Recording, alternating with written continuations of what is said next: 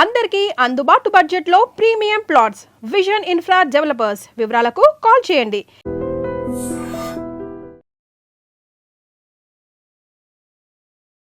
Hi hello నమస్తే, welcome to iDream. నేను Rachel. Over weight వల్ల ఎన్ని రకాల హెల్త్ ఇష్యూస్ వస్తాయి? ఓవర్ వెయిట్ ఉన్నవాళ్ళు ఎలా తగ్గొచ్చు? అప్పటికప్పుడే తగ్గాలనుకునే వాళ్ళు రకరకాల సెల్ఫ్ ట్రీట్మెంట్కి వెళ్తూ ఉంటారు కదా, అది ఎంతవరకు సేఫ్? అంతేకాదు ఓవర్ వెయిట్ వల్ల వచ్చేటటువంటి కాంప్లికేషన్స్తో పాటుగా దీని నుంచి బయటపడే పరిష్కార మార్గాలను కూడా తెలుసుకుందాము. ఈ డౌట్స్ని క్లారిఫై చేయడానికి మనతో పాటు ఉన్నారు డాక్టర్ దిలీప్ గుడే గారు, senior physician and diabetologist, Yashoda Somajiguda hospital నుంచి. సో వారితో మాట్లాడదాం. నమస్తే డాక్టర్. ఎస్, ఓవర్ వెయిట్ అనేది అప్పటికప్పుడైతే వచ్చే ప్రాసెస్ కాదు. మనం చూస్తాం చిన్న పిల్లల్లో కూడా స్టార్టింగ్ నుంచే వాళ్ళ ఒబెసిటీ, ఎస్ వీళ్ళు ఇప్పుడు ఇలా ఉన్నారు, పెద్దగా అయిన తర్వాత తగ్గుతుంది అని పేరెంట్స్ అనుకుంటారు. అది అలాగే తగ్గదు. కొంతమంది ఏమో వంశపారంపర్యంగా మాకు ఈ ప్రాబ్లం వస్తుందంటారు. ఓవర్ వెయిట్ ఉన్న వాళ్ళు ఏం చేయాలంటారు? అంటే ట్రీట్మెంట్ లేకుండా ఫస్ట్ ఓవర్ వెయిట్ ఉన్న పేషెంట్ ఏం చేస్తే బాగుంటుంది?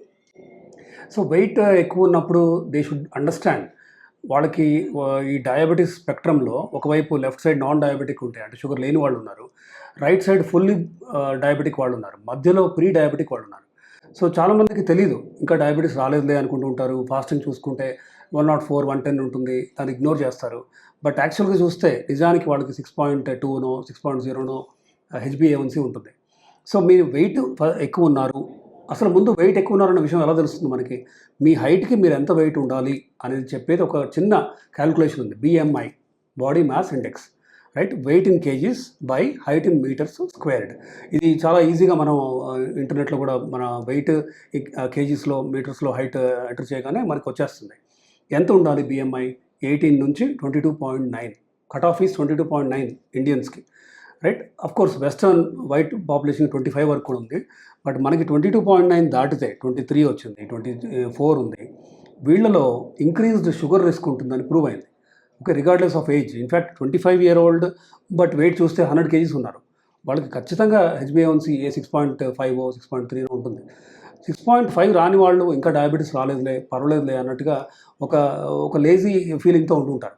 That is wrong. అండ్ మీరు ఎట్టి పరిస్థితుల్లో యూ షుడ్ మేక్ ష్యూర్ మీరున్న హైట్కి మీ బిఎంఐ 22.5 వచ్చేలాగా చూసుకోవాలి. సో దీనివల్ల ఎన్నో బెనిఫిట్స్ బేసికలీ. ఒకటి, sugar prevention.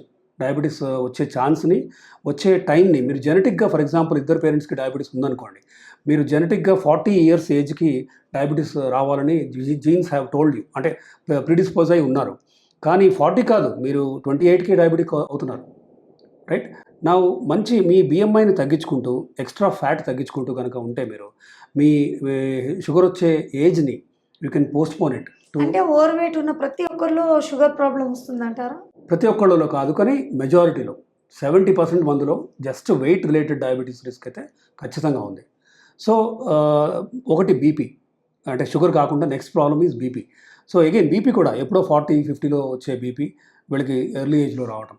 Peripheral vascular resistance అంటాం, పీవీఆర్ అని. ఈ పెరిఫెరల్ రెసిస్టెన్స్ పెరుగుతూ పోతుంది, అంటే వెయిట్ ఎక్కువ ఉండటం వల్ల. సో వీళ్ళకి కూడా నార్మల్గా చూస్తే 140-90 అలా ఉంటుంది. యూజువల్గా మేము అంటే యంగర్ పేషెంట్స్కి 140-90కి మందులు ఇవ్వము, కానీ పర్సిస్టెంట్గా 140-90 కంటే ఎక్కువ ఇంట్లో కూడా చూడమని చెప్తూ ఉంటాం. బీపీ ఇంట్లో కూడా పర్సిస్టెంట్గా 142/94 అని, 150/92 అని చెప్తూ ఉంటారు. అప్పుడు వాళ్ళకి మందులు ఇవ్వాల్సిన అవసరం ఉంటుంది. కానీ వీళ్ళు బరువు తగ్గితే you can definitely stop there BP medicine. అలాగే షుగర్ వచ్చే రిస్క్ను కూడా, ఇప్పుడు ఈ వెయిట్ వల్ల వచ్చే షుగర్ని కూడా, బరువు తగ్గితే ఆ షుగర్ రిస్క్ను కూడా మనం తగ్గించచ్చు. రైట్. బరువు తగ్గితే అంటున్నారు. కొంతమంది వంశపారంపర్యంగా వస్తోంది, ఇంకా నేను తగ్గను అనుకునే వాళ్ళు తగ్గుతారా? ఖచ్చితంగా. సో దెర్ ఈస్ అంటే ఇప్పుడు జెనెటిక్గా ఉండొచ్చు ఫ్యామిలీలో, ఇప్పుడు పేరెంట్స్ ఇద్దరికి ఉండొచ్చు ఉపకాయం ఒబిసిటీ, దెన్ పేరెంట్స్ వాళ్ళ సిబ్లింగ్స్ అవ్వచ్చు.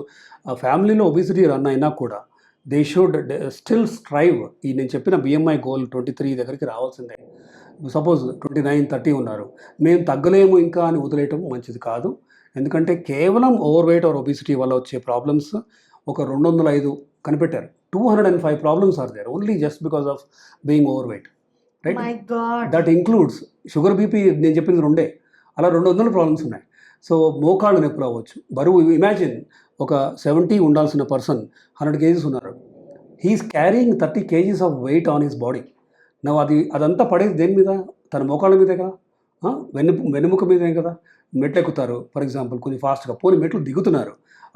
ఇమాజిన్ ఈచ్ స్టెప్కి ఆ 30 kgs వెయిట్ తన స్పైన్ డిస్క్ మీద పడుతుంది, మోకాళ్ళ మీద పడుతుంది. సపోజింగ్ ఫాస్ట్గా నడుస్తున్నారు, కాలి మడిమల మీద పడుతుంది, అంతే కదా. మెకానికల్ ప్రాబ్లమ్స్ ఒకవైపు, ఇంకోవైపు స్లీప్ యాప్నియా, నిద్ర హెల్తీగా ఉండకపోవటం.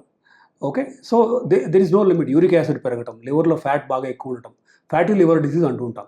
ఇన్ఫ్యాక్ట్ చాలామంది ఈ మధ్య యాన్యువల్ హెల్త్ చెక్స్లో they are including ultrasound abdomen, అంటే పొట్ట యొక్క స్కాన్ చేస్తే ఫ్యాటీ లివర్లో గ్రేడ్స్ కూడా ఉన్నాయి, గ్రేడ్ 1, గ్రేడ్ 2, తీవ్రమైన ఫ్యాటీ లివర్ ప్రాబ్లమ్స్ కూడా చూస్తున్నాం.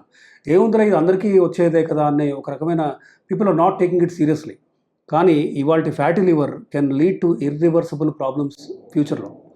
ఓకే, సో దాన్ని నాష్ అంటాం, నాన్ ఆల్కహాలిక్ స్టేటోహెపటైటిస్ అంటాం. కొత్తగా metabolic associated steatotic liver disease, MASLD అంటుంటాం.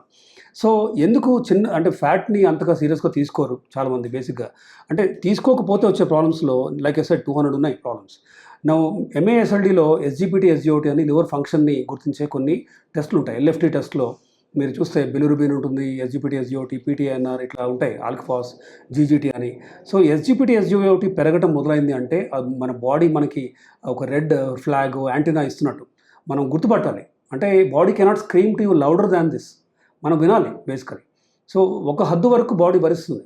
సో అలా ఫ్యాట్ పేరుకుంటూ పోయిందనుకోండి, నార్మల్గా ఉండాల్సిన 40 అప్పర్ లిమిట్ SGPT, SGOTకి, అది 70 అవ్వటం, 100 అవ్వటం మేము చూస్తూ ఉంటాం. ఇట్లా అంటే కాన్స్టెంట్గా ఒక వాపు జరుగుతూ ఉంది సెల్యులర్ లివర్లో. నా ఒబిసిటీ రిలేటెడ్ కిడ్నీ డిసీజ్ కూడా ఉంది. షుగర్ బీపీ లేకపోయినా కూడా ఒబిసిటీ రిలేటెడ్ కిడ్నీ డిసీజ్ని FSGS అంటాం, ఫోకల్ సెగ్మెంటల్ గ్లోమెరులోస్క్లెరోసిస్ అని. సో అంటే బేసిక్గా అంటే no organ is escaping fat యొక్క బర్డెన్. ఆర్టరీస్లో కాల్షియం, కొలెస్ట్రాల్ వెళ్ళి కూర్చొని బ్లాక్ ఫామ్ అవ్వటం అవ్వచ్చు, ఎథెరోస్క్లెరోసిస్ అంటాం. సో పెరాలసిస్ రిస్క్ అవ్వచ్చు. ఒబిసిటీకి పెరాలసిస్ రిస్క్కి డైరెక్ట్ లింక్ ఉంది. క్రానిక్ హెడేక్ కూడా, బెనైన్ ఇంట్రాక్రేనియల్ హైపర్టెన్షన్ అంటాం, అది కూడా ఒబిసిటీలో వన్ ఆఫ్ ద మేనిఫెస్టేషన్ అది. సో ఇట్ ఈస్ అంటే ఒక్క ప్రాబ్లం కాదు, ఒబిసిటీ వల్ల మల్టిపుల్ ప్రాబ్లమ్స్ ఉంటాయి. అండ్ ఎప్పటికీ అంటే నాకు చిన్నప్పటి నుంచి లావుగా ఉంటాను అని వదిలేసే వ్యాధి కూడా కాదు. ఇప్పుడు చాలామంది ఒబిసిటీ ప్రాబ్లం ఉన్న పేషెంట్స్ తగ్గడానికి రకరకాల ట్రీట్మెంట్స్ అందుబాటులోకి వచ్చేసాయి. లేజర్ అని వింటాను నేను, ఇంకేమేమో. సో వీటి వల్ల రిజల్ట్ ఉంటుందంటారా? ఆ తర్వాత మళ్ళీ ఈ ప్రాబ్లం వచ్చే ఛాన్సెస్ ఉన్నాయా లేవా అసలు? సో మనకి if you broadly have to classify, మనకి ఏం చేయొచ్చు. మార్బిడ్ ఒబీస్ ఉన్నారు, బాగా 30 BMI కంటే ఎక్కువ ఉన్నారు, అంటే ఉండాల్సిన వెయిట్ కంటే 30 to 40 kgs, 70 kgs ఎక్కువ ఉన్నారు. ఫర్ ఎగ్జాంపుల్ 70 ఉండాల్సిన వాళ్ళు 130 kgs ఉన్నారు, 140 ఉన్నారు. సో వీళ్ళలో ఒకటి బేరియాట్రిక్ సర్జరీకి ఒక రోల్ ఉంది.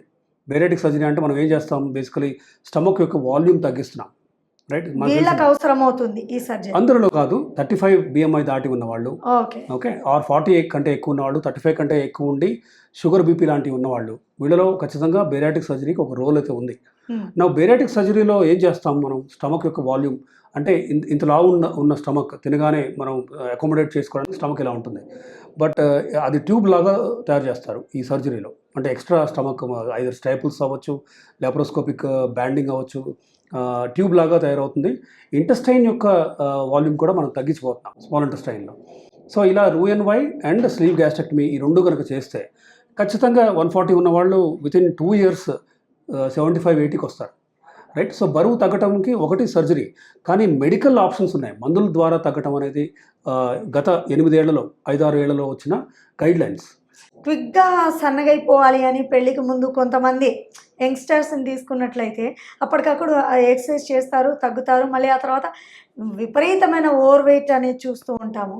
సో క్విక్గా అసలు రిజల్ట్ ఉంటుందా అండి ఓవర్ వెయిట్కి? దట్ ఈస్ నాట్ సేఫ్ అండి. ఇప్పుడు పర్ మంత్ మీరు కనుక 6 kgs 8 kgs తగ్గారనుకోండి, మీకు గాల్ బ్లాడర్లో స్టోన్స్ ఫామ్ అయ్యే రిస్క్ పెరుగుతుంది, రైట్? మీరు హైడ్రేట్ చేసుకోవాలి, స్టార్వేషన్ కీటోసిస్ అంటాం. అంటే దెర్ ఆర్ ప్రాబ్లమ్స్.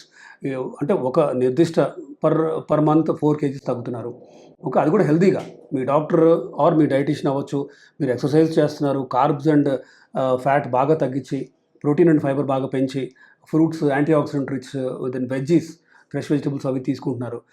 సో డైట్లో మార్పులు చేశారు, దెన్ లిక్విడ్ డైట్ మీద ఉంటున్నారు. ఫర్ ఎగ్జాంపుల్ ఒక మీల్ మొత్తం స్కిప్ చేశారు, అంటే 3 మీల్స్ బదులు 2 మీల్స్ తీసుకుంటున్నారు, కానీ మీకు ఆకలి వేస్తుంది.